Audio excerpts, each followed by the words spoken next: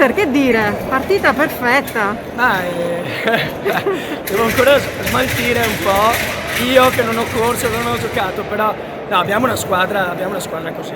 Devo dar merito al presidente, a Mariano, al direttore sportivo, perché è stata costruita una squadra con tutti i tasselli giusti al posto giusto. Poi ci abbiamo messo un po' del nostro, soprattutto a livello di lavoro di intensità, di grande attitudine a cercare di far sempre la partita, che era un po' l'obiettivo che ci eravamo dati all'inizio dell'anno, e con questa qualità di giocatori qui diventa facile.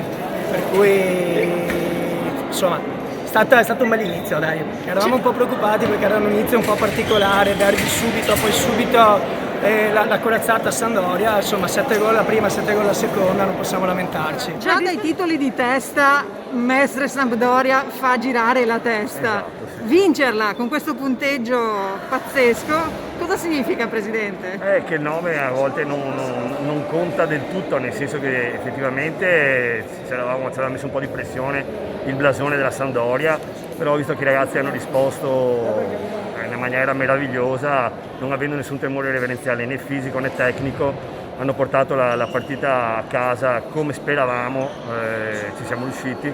Complimenti ai ragazzi, complimenti allo staff tecnico, complimenti al pubblico che finalmente siamo riusciti a portare al palazzetto e ci ha sostenuto. C'è il rischio con questa partenza di montarsi un po' la testa? No, assolutamente, diciamo che questo aiuta ad avere, coscienza dei propri mezzi, e ovviamente se uno mi chiede preferivi partire così a razzo o partire a singhiozzo, non c'è paragone, è meglio partire così. Diciamo che arriveranno anche momenti di difficoltà, perché siamo consci, c'è gente che di sport lo sa, che prima o dopo vengono i momenti di difficoltà, però partire così fa star bene, anche perché non nascondo che ogni inizio stagione è pesante per i dirigenti, per organizzare tutto, per far sì che le cose vadano nel miglior modo possibile, anzi è un'occasione per ringraziare tutti i dirigenti, tutti quelli che stanno dietro le fila e non sono davanti al pubblico, ma senza di loro non si potrebbe andare avanti. Pubblico fantastico oggi.